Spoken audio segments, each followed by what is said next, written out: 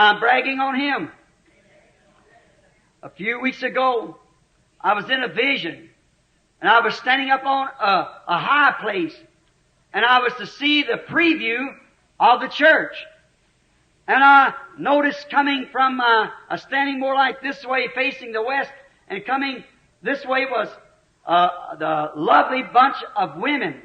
Real nice dress, long hair, fixed nice in the back, sleeves, skirts down neatly, and they were all in a marching tune, like onward Christian soldiers marching as to war, with the cross of Jesus going on before.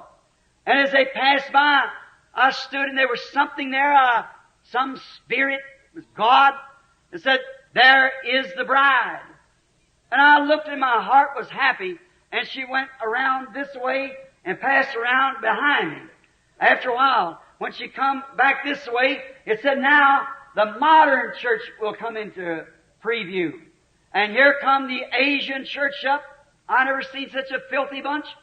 Here come the other churches up of the different nations. They look horrible.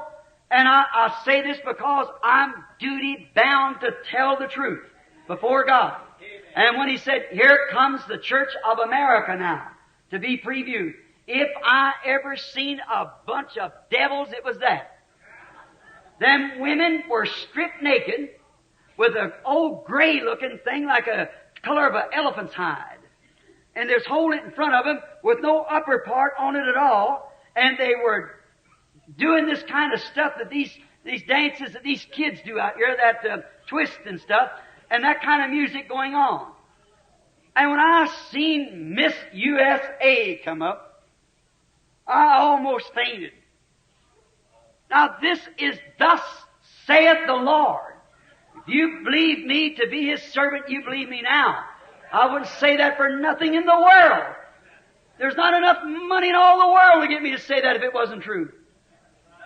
And when she come by, that was the filthiest looking thing I ever seen. And I thought, God, as hard as preachers and we brethren have labored to get you a bride, and that's the best we could do. She was twisting, holding this in front of her like one of these hula skirts of a thing, holding it in front of her parts, lower part like this, dancing and twisting like these kids do out here on these vulgar shows that they have. Twisting. That was Miss Christianity of America.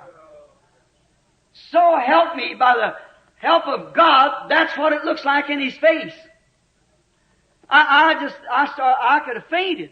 I thought of all the trying and the preaching and the persuading, every one of them with bobbed hair.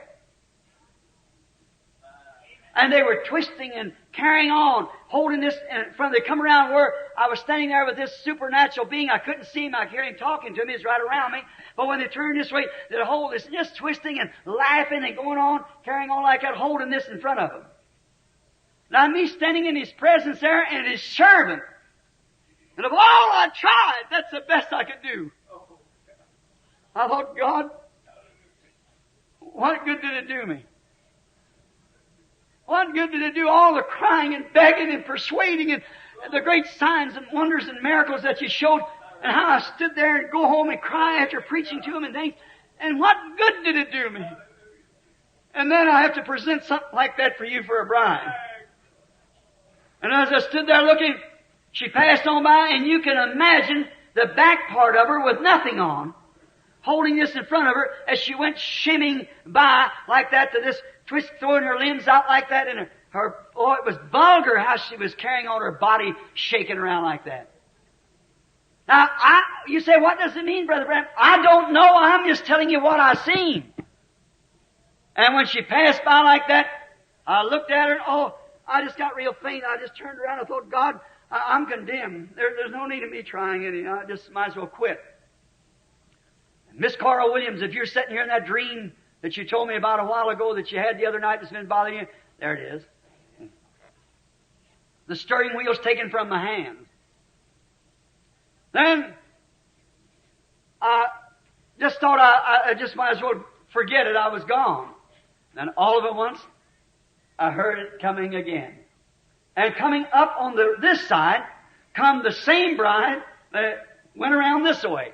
Here come them little ladies again.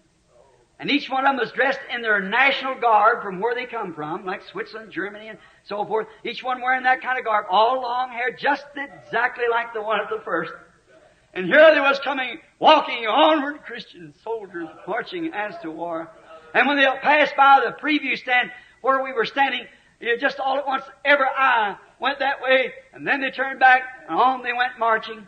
And just as they started to going right up into the skies, this other one went up to a break of a hill and went down like that. These started marching right up into the skies. And when they went to marching, I noticed a couple of little girls in the back looked like they might be of some foreign girl, like Sweden or Switzerland or somewhere. They started to look around and I said, don't do that! Don't get out of that step. And as a scream like that, I come to in the vision, stand there with my hand out like that. I thought, well, that's the reason I said what I have tonight. I want to ask you a question. Is it later than we think? Could she already be called and chosen? Sealed away? There won't be one extra one, you know. Could it be possible? Oh, yes. Oh, yes. Remember what I said the other day at the breakfast?